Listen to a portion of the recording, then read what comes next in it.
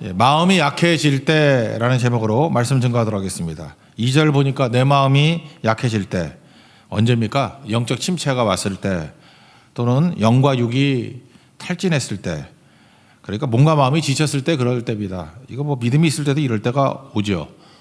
다윗의 상황에서는 아마도 압살롬의 반역으로 인해서 맨발로 머리를 풀고 도망칠 때 이렇게 추정을 합니다. 그러니까 다윗 인생 가운데 가장 큰 바닥 체험이죠.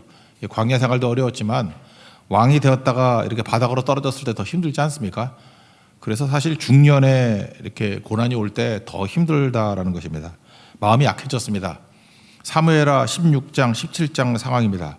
이때 우리가 이걸 어떻게 벗어날 수 있을까? 어떻게 이겨낼 것인가? 먼저 할 일, 오늘 이렇게 세 가지 한번 살피겠습니다. 첫 번째는 뭐 기도해야 된다는 거죠. 부르짖음. 부르짖음 아니면은 악해진다라는 것입니다. 왜 그러냐? 마음이 약할 때는요, 약한 것에 머무르는 것이 아니라 악해지기도 합니다. 사람이 그래요. 이게 약하다는 게 뭐예요? 통제력을 상실한 것입니다. 그러면 내 안에 사실은 더러움도 있지만 이게 컨트롤 하잖아요. 그래서 좋은 것만 나오게 만드는데 진짜 약해지면요, 통제력이 상실돼 가지고 악함이 흘러나온다는 것입니다. 그래서 독이 나오고 독극물이 나오고 자기도 죽이고 남도 죽이는 일들이 벌어지게 된다라는 것입니다. 그래서 약해질 때 반드시 기도가 있어야 됩니다. 기도 아니면 악해진다라는 거예요. 이거 많이 경험하셨죠? 그래서 여러분들 우리 알잖아요. 나 말고 딴 사람들. 어떤 사람이 큰 고난 당하면 옆에 안 가잖아요. 왜 그렇습니까? 가다가 욕이나 먹고 뭐 몇 대 맞고 그러잖아요. 그거 아니면 독이 나오죠. 좋은 소리 못 듣잖아요. 근데 우리는 그래요. 내가 약해졌을 때 자기가 선하다고 생각한다. 그렇지 않습니다. 기도 없으면 무조건 악해지는 거예요. 이건 뭐 예외가 없습니다. 그러므로 내가 고난당했다는 것은 인생에 가장 위험할 때입니다. 왜 그러냐? 독이 나오고 죽을 수 있거든요. 그래서 반드시 기도만이 살 길이에요. 이건 무조건 응급 기도해야 됩니다. 부르짖고 부르짖는 것이 반드시 필요하다는 것입니다. 스펄처 목사님이 이런 얘기를 했습니다. 기도하고 싶을 때 기도해라. 그럼 은혜 받게 될 것이다. 기도하기 싫을 때 기도하라. 그래야 독이 안 나온다. 딱 맞는 얘기예요. 그죠? 그러니까 우리는 쉬지 말고 기도해야 되는 거죠. 기도하고 싶을 때 기도하면 은혜 충만히 받고, 기도하기 싫을 때도 기도 반드시 해야 된다는 거예요. 그래야 독극물 되지 않는다. 그런 뜻이라는 것입니다. 욥기 23장 10절 우리 많이 좋아하잖아요. 내가 가는 길을 그가 아시나니 단련하신 후에 뭐 순금같이 나오리라, 정금같이 나오리라. 그냥 용광로 들어가면 다 죽습니다. 기도가 있어야 돼요. 믿음이 있어야 된다고. 그래야 정금이 되든 순금이 되든 뭐가 나오지, 아니면 타 죽습니다. 그러니까 지금도 고난당하거나 어려움이 있을 때는 하여튼 뭐 2등으로 3등으로 미루면 안 됩니다. 무조건 부르짖는 기도가 있어야만 살아나는 것이고, 어찌 보면 하나님께서 그 기도를 원하신다, 이렇게 생각해도 틀리지 않다는 것입니다. 여기서 어려운 상황을 묘사하기를 땅끝이라고 묘사를 합니다. 우리 익숙하잖아요. 사도행전 1장 8절 오직 성령이 너에게 마시면 권능받고 예루살렘과 유대와 사마리아와 땅끝까지 이르러. 그래서 우리 땅끝을 되게 낭만적이고 뭐 사명지향적이고 이렇게 생각하는데, 땅끝이라는 것은 그런 뜻이라기보다는 이스라엘 백성은 성소 중심의 사고잖아요. 그러니까 예루살렘에서 가장 먼 곳, 그게 땅끝입니다. 그러니까 뭐예요? 성전에서부터 멀어졌다. 주님의 임재로부터 멀어졌다. 그러니까 상태 안 좋다, 그런 거죠. 그러니까 땅끝은 그런 곳이에요. 그런 곳에 가서 복음 증거해야 된다, 뭐 그런 의미로 받아들여야 되겠죠. 지역적으로도 마찬가지입니다. 예루살렘이 잘 보호받습니다. 산성이기 때문에. 그러니까 땅끝이라는 것은 가장 보호받지 못하는 곳, 위험한 곳. 그래서 내가 땅끝에서 부르짖는다, 이런 고백을 하고 있습니다.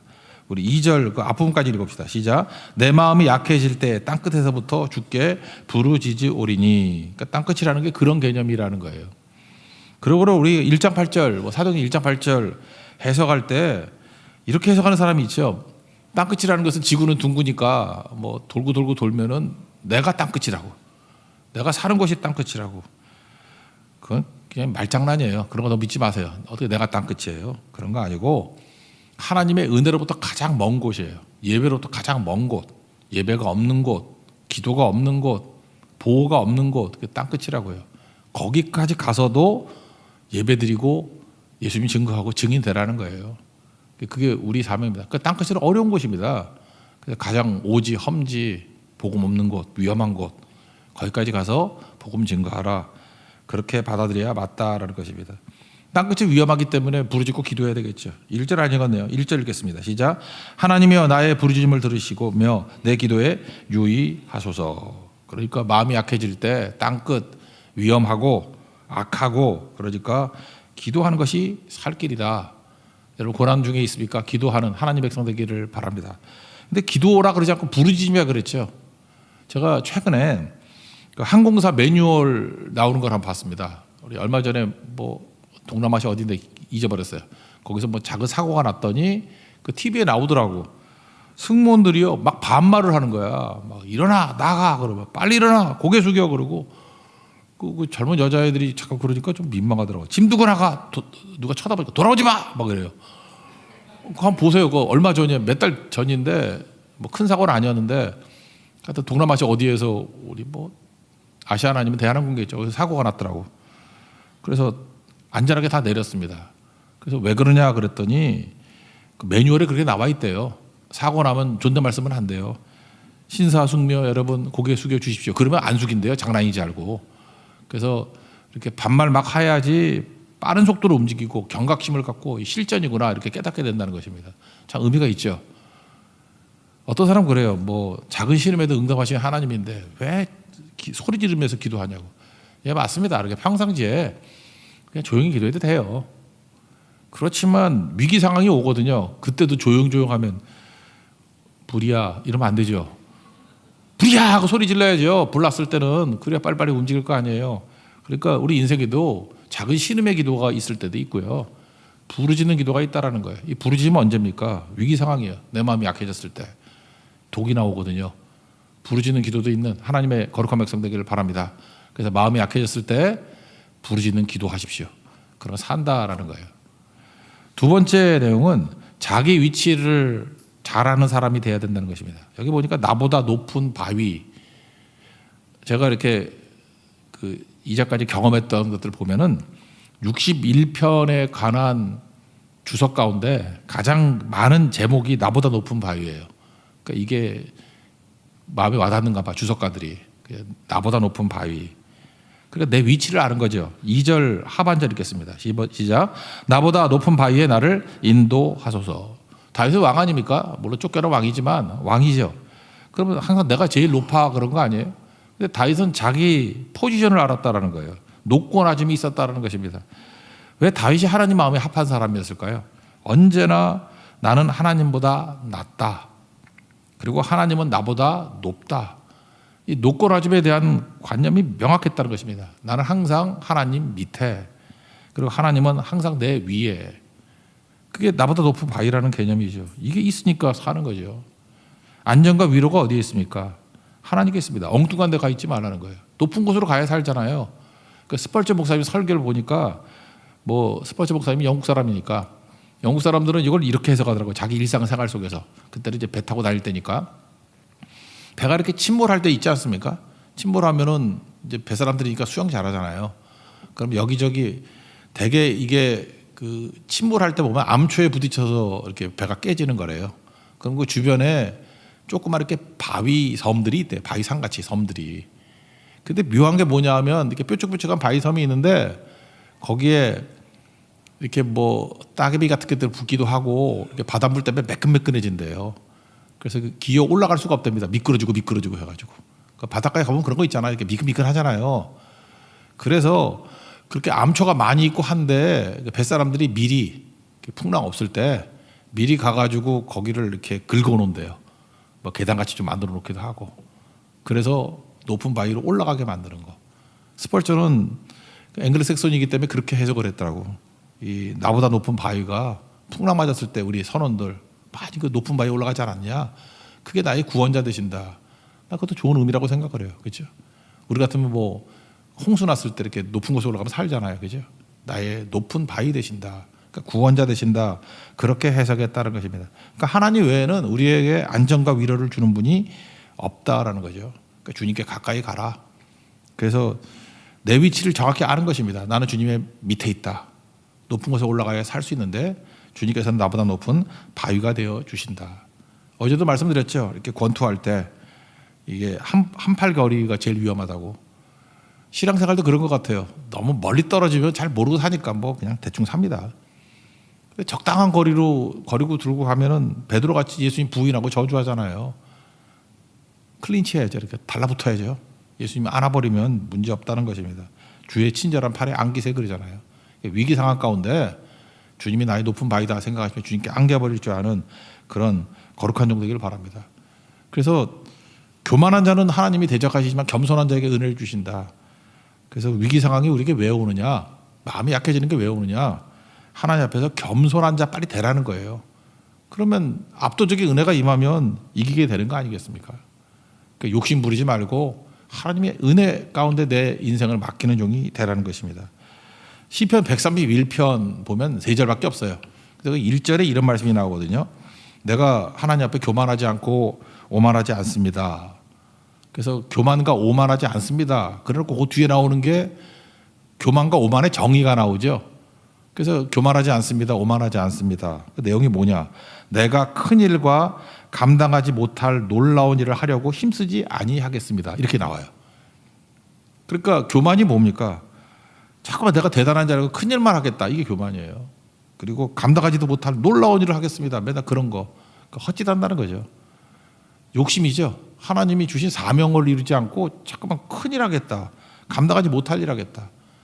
예레미야도 바룩에게 그런 얘기 했잖아요. 예레미야 45장 5절. 내가 너를 위하여 큰 일을 찾겠느냐? Are you seeking great things for yourself? 그죠? Great things. 그것만 찾고 있느냐? 그거 아니죠. 먼저 돌아봐서 하나님께서 내게 맡기신 일, 그죠? 하나님의 뜻대로 할 일, 그거 작아 보이지만 그거 하라는 거예요. 그래서 여러분들 내가 어렵다고, 내가 실패했다고 마음이 약해진 이유가 뭐냐면 내가 원하는 나, 그게 안 되기 때문에 지금 그런 거 아니에요.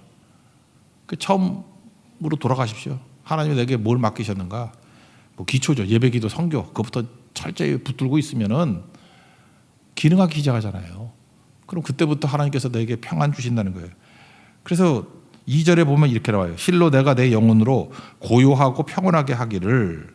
그러니까 하나님께서 이렇게 겸손해지면 어떤 일이 벌어져요? 고요와 평안을 주신다. 젖된 아기가 어머니 품에 있음 같이 내 영혼이 젖된 아기 같이 평온해진다. 그런 뜻이겠죠.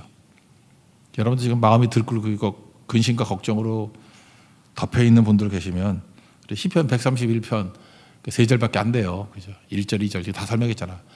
3절은 잘 먹고 잘 산다예요. 승리하십시오. 그래서 오늘도 너무 힘들다 그러면 또 욕심 때문에 잘못된 길을 가고 있다 그러면 시편 131편 1, 2, 3절 한번 읽어보고 외워보고 이 디딤으로 벗어날 수 있는 하나님의 종 되기를 바랍니다. 그래서 여기는 나보다 높은 바위에 피하는 것을 장소적으로 2가지를 얘기했어요. 피난처다, 견고한 망대다. 피난처는 어디겠어요? 주로 굴이고 구멍이고 암혈. 그래서 다윗도 도망칠 때 이렇게 아둘람 굴 같은 데 숨었잖아요. 피난처 그런 거고. 망대, 높은 망대는요 요새에 해당됩니다. 요새. 높은 요새를 만든 거거든요. 안전한 곳. 잠언 18장 10절 보니까 여호와의 이름은 견고한 망대라 의인은 그리로 달려가서 안전함을 얻느니라. 그래서 이스라엘 백성들은 안전하다 그럴 때 느낌이 망대예요. 그러니까 하나님께서는 피난처가 되시고 견고한 망대가 되십니다. 그러니까 장소적으로 피할 곳이다. 근데 이거보다 우리에게 더 중요한 건 영적인 거죠. 하나님의 장막과 날개 아래. 4절을 읽겠습니다. 4절 읽겠습니다. 시작. 내가 영원히 주의 장막에 머물며 내가 주의 날개 아래로 피하리이다. 주의 장막은 뭐겠어요? 이 성막이겠죠. 성막. 그러니까 뭐 지금 같으면 예배당 뭐 이런 거겠죠. 글로 피하겠습니다. 주님께 피하겠습니다. 주의 날개 아래. 이게 나오면 이제 다 알겠죠. 언약궤가 있는데 언약궤 뚜껑에 천사둘, 스랍둘이 이렇게 날개를 펴고 있죠. 양쪽에서.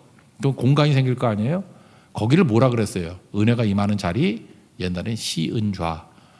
성경에 뭐라고 돼 있어요? 거기서 속죄가 이루어지죠. 속죄소. 그 공간이에요. 하나님이 임재하시는 곳, 만나주시는 곳. 다시 한번 복습을 해볼까요? 그 언약궤 뚜껑은 무슨 나무로 만들었어요? 지난주에 했는데 잊어버리면 어떡해. 감람나무, 올리브나무로 만들었죠. 뚜껑. 그죠? 올리브나무. 그래서 이름 지으라 그랬더니 뭐 많이 짓대. 올리브 하면은 그거 뭐 영어고 올리비아 그러면 라틴어예요. 제가 옛날에 좋아했던 가수가 올리비아 뉴턴 존인데 호주 출신의 여자. 올리비아가 올리브예요, 올리브. 라틴어는 올리비아. 그런 이름이죠. 그게 감람나무라고. 감람나무에서 모두 생명이 나온다. 그러면 그 박스는 뭐로 만들었어요? 밑에 시띠나무, 아카시아 나무 이렇게 만들었다. 그러니까 뭐예요? 주의 날개 아래 하나님의 임재 아래 살기를 원합니다. 그런 뜻이죠. 그리고 영적으로 하나님께 피하게 될 때 생명의 능력이 나타나게 된다라는 것입니다. 그래서 마음이 약할 때 어떻게 되겠어요? 내 위치를 알고 나의 높은 바위 되시는 하나님께로 달려갈 줄 아는 주의 날개 그늘 아래서 안전함을 누리고 임재를 누리는 하나님 백성 되기를 축원합니다. 마지막 세 번째는 흐름을 만들라는 거예요. 5절부터 8절까지인데 5절, 8절 두 절만 읽겠습니다. 5절 읽고 8절. 여기서 보면 기업받고 서원 이행한다는 거죠. 5절 읽겠습니다. 시작. 주 하나님이여 주께서 나의 서원을 들으시고 주의 이름을 경외하는 자가 얻을 기업을 내게 주셨나이다. 8절. 그리하시면 내가 주의 이름을 영원히 찬양하며 매일 나의 서원을 이행하리이다. 다윗은 지금 자기 삶의 문제를 이렇게 복귀하기 시작했습니다. 내가 이렇게 왜 이렇게 어려움이 왔나? 흐름이 깨졌기 때문이다. 이렇게 생각한 거예요. 그 나태해졌다 뭐 이렇게 죄짓고 하는 건 얘기가 나오잖아요. 뒷부분에 보면은. 그죠? 그리고 뭐 반란도 있고. 근데 이게 뭐가 문제였냐면 흐름이 깨졌다는 거예요. 하나님께 드리고 받고 이렇게 플로우가 있어야 되는데 그게 깨졌다라고 생각한 거예요. 그래서 빨리 흐름을 만들겠습니다. 이게 우리 현대식 용어예요. 하나님께 되게 기업을 주셨다. 기업이 뭡니까? 은혜 주시고 축복 주셨다는 거죠. 받은 기업을 가지고 서원을 이행하겠습니다. 그러니까 받은 거 순종하고 풍성하게 흘려보내겠다 그 얘기 아니에요? 그러니까 기업과 서원 이행 주겠습니다. 순환이 일어나게 만들겠습니다. 그런 거죠. 여러분 건강함이란 게 뭔지 알아요? 운동한다 그러면 사람들이 뭐 이상하게 생각하더라고요. 그 운동이 뭐냐 그 전문가한테 물어봤더니 그러더라고요. 순환시키는 거래. 그 운동하면은 그러니까 일단 이렇게 생각하래요. 먹고 소화시키고 배설하고 그게 잘 되도록 할 정도만 움직이래. 그게 운동이래요. 운동 되게 쉽더라고. 그죠? 그래서 밥 먹고 한 30분 걷고 너무 긴가? 20분 걷고 저도 요즘에 자전거 옛날에는 뭐 하루에 4시간 5시간 이렇게 죽어라 탔는데 이제 죽어라 안 타요. 딱 14km 그죠? 우리 집에서 성산대교 밑에까지 가면 7km거든. 왕복 14km. 딱 40분이면 끝나요. 샤워까지 하면 1시간이면 끝나. 그러니까 되게 쉽더라고. 그 자전거 14km는 장난. 그냥 들어갔다 나오면 끝이야. 그런데 일단 순환이 잘 되더라고요. 순환. 흐름이 생겨요. 흐름이. 그러니까 뭐 건강에는 문제가 없어지는 거죠. 그러니까 운동도 그런 거예요. 피도 이렇게 돌면 되는 거죠. 순환시키면 되는 거고. 리듬이 생기고 유산소가 나오고 뭐 집중력이 생기고 세로토닌 배출되고 뭐 이런 거 얘기하더라고요. 아, 그래서 이게 운동학에서도 흐름이 중요한 거구나 이렇게 생각을 했습니다. 그 몽골에 가면은 말 타잖아요. 말. 우리 한국 사람들이 가가지고 원리 원칙 좋아하는 사람들은 말을 탈 때 기마 자세. 우리 맨날 배우죠. 태권도에서 기마 자세. 다리 양쪽 벌리고 쭈그리고 기마 자세. 그리고 한 자세로 움직이지도 않고 가만히 있는데 그럼 말이 피곤해 죽는데요. 그 한국 사람들 말 타는 거 보니까 그 레슨하는 거 내가 영상으로 봤거든요. 그랬더니 한 분이 말 20분 타고 난 다음에 내리고 어떤 남자분이었는데 넓적다리가 다 까졌어. 여기 안쪽이. 이게 다 까졌어요. 말 타는 게 쉬운 게 아니에요. 저 말을 타본 적이 없어서 모르겠는데 이 말 타는 게 힘든가 봐요. 그러니까 운동이지. 그거 뻣뻣하게 가만히 있으면 살 다 까져버리고 그 말털이 그 두꺼운가 봐. 그죠? 막 그래서 아빠 죽는다 그러더라고. 근데 그 몽골 사람이 설명해 주기를 이렇게 얘기하더라고요. 흐름과 리듬이 있어야 된다고.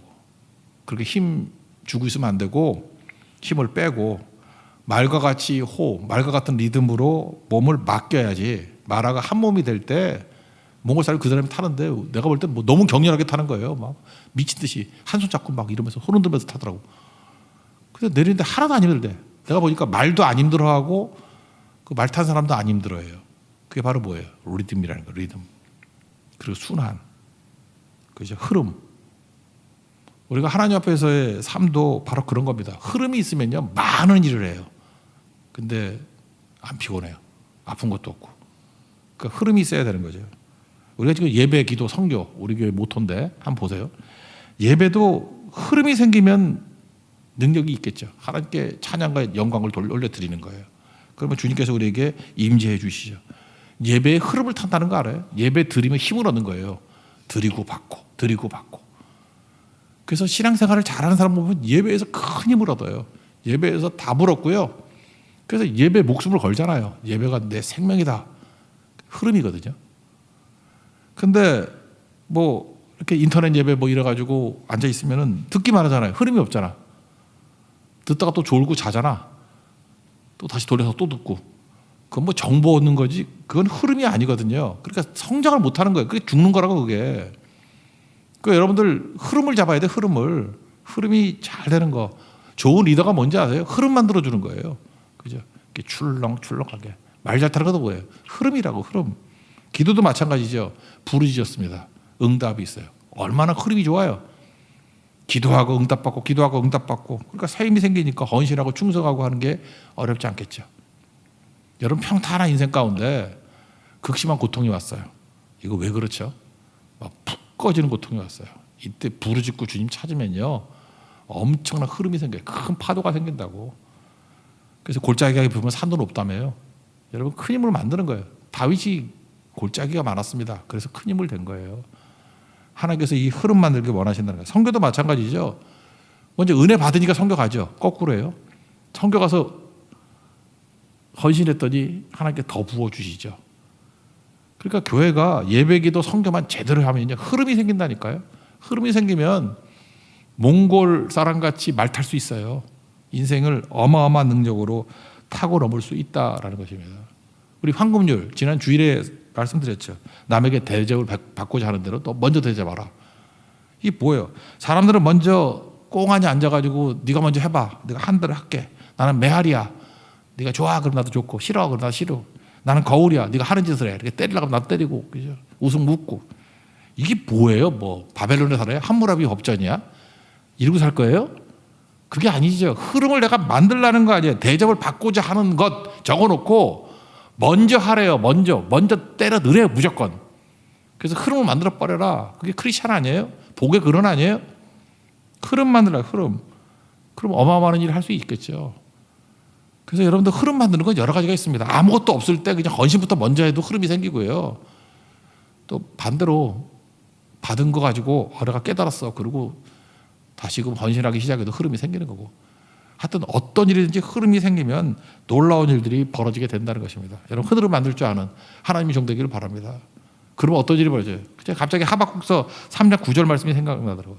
여호와는 나의 힘이시요 나의 발을 사슴의 발같이 하사 나를 나의 높은 곳으로 다니게 하신다. 높은 바위 하니까 높은 곳 생각나더라고요. 여기서는 사슴이라고 번역이 되어 있는데 우리는 보통 사냥이라 그러죠. 엔게디 강야나 이렇게 이스라엘 영양 가다 보면 이 절벽 같은데 사냥이 막 붙어 있고 그러잖아요. 그죠?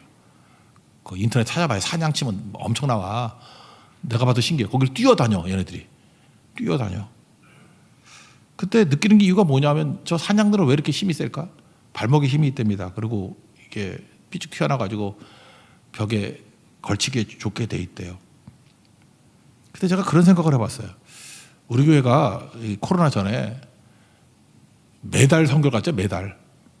그죠? 9월에도 가고, 10월에도 가고, 11월에도 가고, 12월에 안 갔나? 네. 그 다음에 겨울에는 몰아서 한 3번 가고, 또 계속 가다가 여름에도 또 몰아서 3번 가고. 사실 돌아보니까 말이 안 돼. 우리가 지금 벼랑에서 뛰어다닌 존재였어. 저도 아찔해요. 이게 뭐지?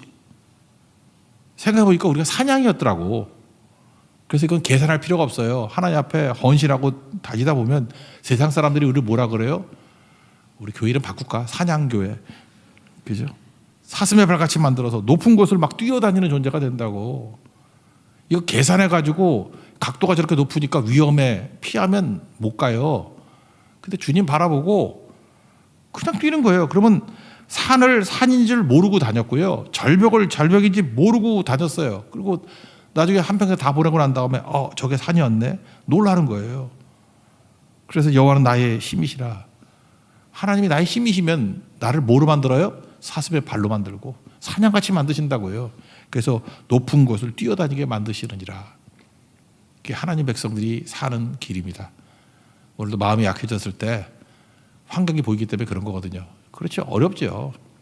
그때마다 주님 앞에 부르짖고 악해짐을 면하고 그리고 내 위치를 명확히 하십시오. 나는 주님보다 낮은 위치에 있고 나의 높은 바위가 하나님 되신다. 예수님 되십니다. 그 붙들고 흐름을 만들고 나가면 받은 바 기업을 서원을 이행하는 식으로 살다 보면 주변 사람들이 먼저 놀랄 거예요. 그리고 높은 곳을 달리는 절벽을 달리는 사슴과 같은 발, 사냥 같은 놀라운 일들이 벌어지게 될 것입니다. 오늘도 약한 마음에서 승리하는 사슴의 발 같은 종이 되는 축복이 임하기를 기원합니다. 자리에서 일어나겠습니다. 주님의 선하심 찬양하겠습니다.